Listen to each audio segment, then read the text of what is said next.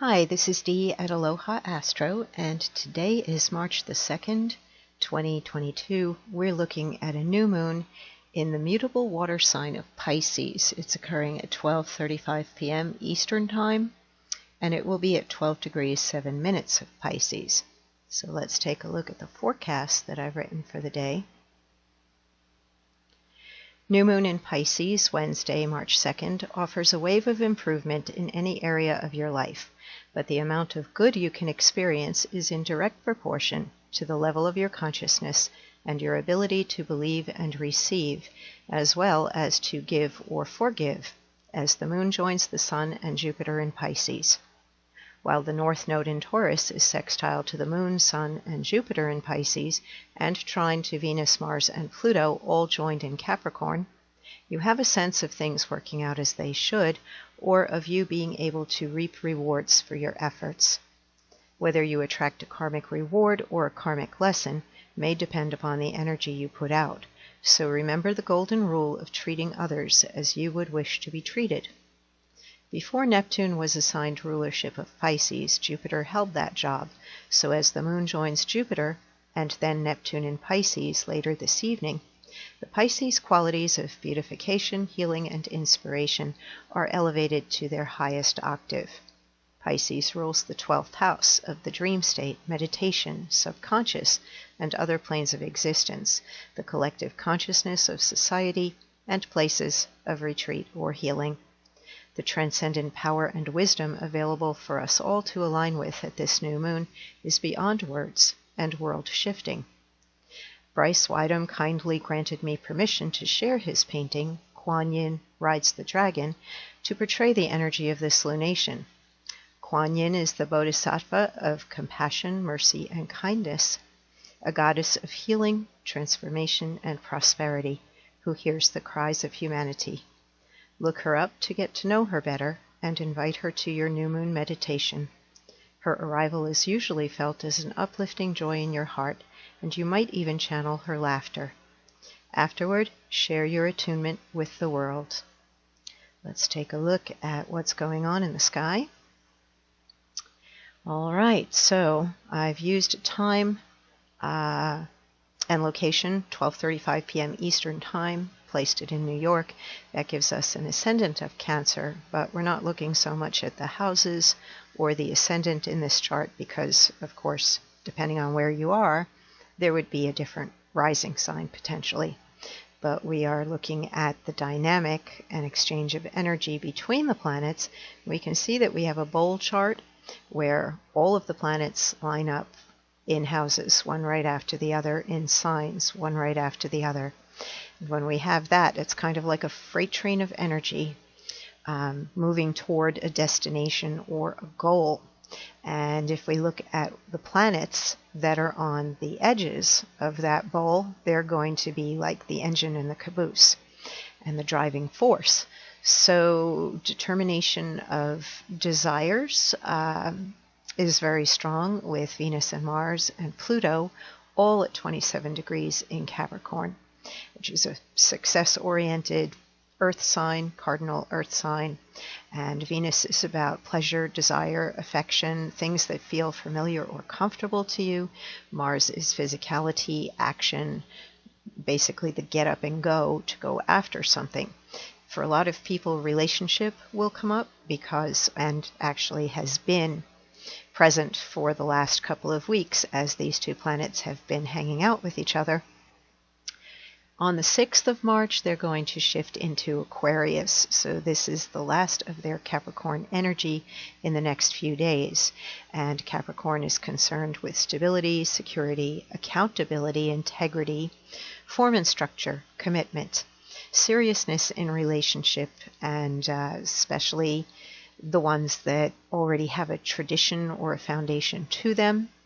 It might be time for some transformation in the relationship or a renewal of the importance and direction or goal of the relationship. And for new relationships, you may also be coming to the point of serious consideration as to what's going on and where are you going with it. Now, on the spiritual level, because we have such spiritual focus today with the Sun, the Moon, Jupiter, and Neptune all together in Pisces, with both the modern and the ancient ruler of Pisces being in the sign associated with them, we've got really, really strong energy toward manifestation, moving to a higher level, the ability to heal or transform, especially with the connection to Pluto, because Pluto is a planet of power, control, crisis, upheaval, transformation, intensity. It has rulership over Scorpio and the 8th house, and some of the things that the 8th house represents are, well, merging of boundaries, sharing of assets, death, money that's invested long term, your elders. Basically, it's a deep house, and Pluto is a deep, intense planet, and any planets that it interacts with are going to also be magnified and intensified. And it is this connection here with the North Node in Taurus. Taurus is a fixed Earth sign that says, I have. It can be materially oriented. It is also very sensual. How does something look, taste, sound, smell, feel? So all the senses are heightened at this lunation, particularly, I would think, on the ability to bring spirituality into physicality, or to align your material world with your spiritual world. And the ability to perhaps enhance your finances, to enhance your success or goals toward the future.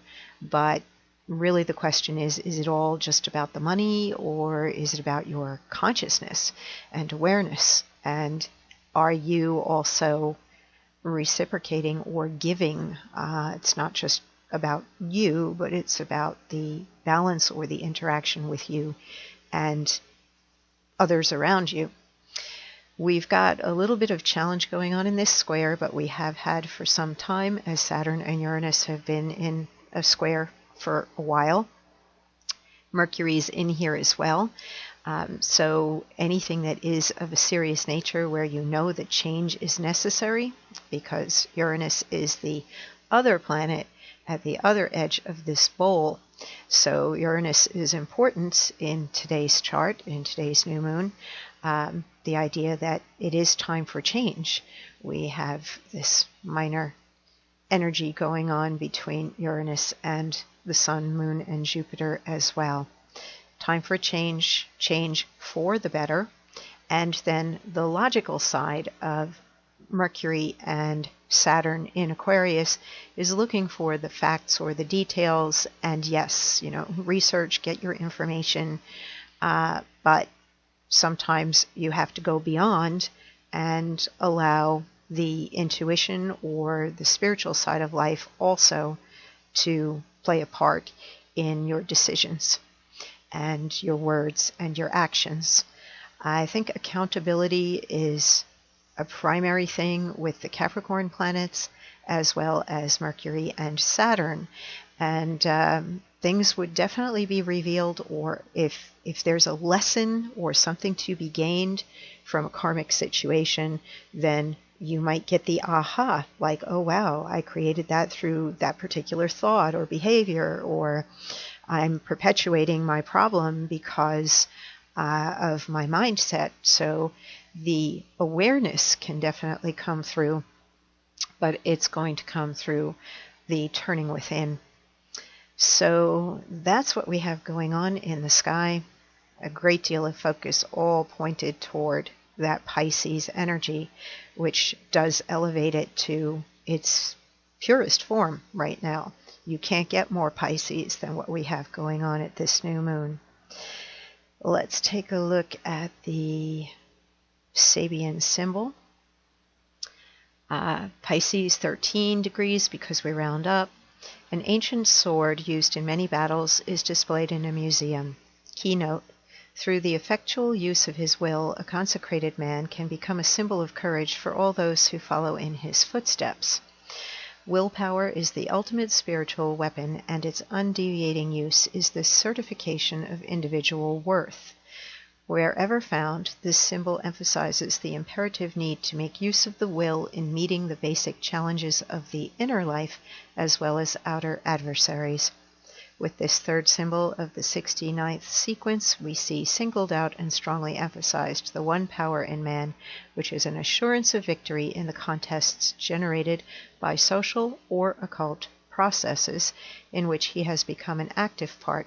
The individual must use that willpower, yet it is not really his own once he operates at a spiritual level. It is God's will operating through his mind which focuses its thrusts. It is, occultly speaking, the power of the brotherhood, the energy of the whole operating through the one-pointed individual who has made this whole aware, of the need for its use in a particular situation. So the feeling of things coming to a head and to basically tune into that which is bigger than you, but moves through you. And there is no better placement for willpower than Pluto in Capricorn.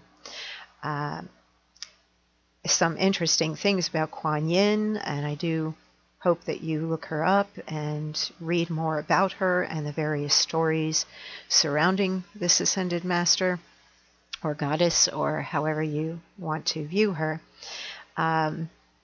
She basically went to hell and back. You'll find that there are parallels between her stories and that of Persephone, to go to the underworld and return and be reborn. And basically when Kuan Yin was down in hell, she gave the devil such a hard time and turned hell into such a paradise that she got kicked up topside again. They didn't want her hanging around and turning hell into a nice place. But her ability to heal and transform is strong, and I've personally experienced her a few times in meditation. She seems extremely accessible and delighted, in fact, to be invited in and to be communicated with. So do reach out to her. And that dragon energy there, that's another interesting thing to maybe Google. Why is Kuan Yin riding a dragon? And a bunch of different theories behind that and what the dragon symbolizes. I often associate both dragon and any serpent type being, snake, with Kundalini energy. And that, of course, is that life force power of, again, being able to transform as well as transcend death. So her ability here to heal and transform and bring prosperity. Sometimes you see her with coins or the water that she's pouring out. And she is also known for being able to help you out in times of need financially. And we do have that extra emphasis on money through some of the planetary transits right now. Uranus in Taurus, because Taurus is associated with both values and personal finances and having your basic material needs for comfort and well-being and safety and security met. And Capricorn, which is very goal and success oriented. So work on the spiritual as well as the material at this new moon. And I look forward to seeing you when we get to the full moon coming up in 2 weeks. Take care, stay safe, and I'll talk with you soon.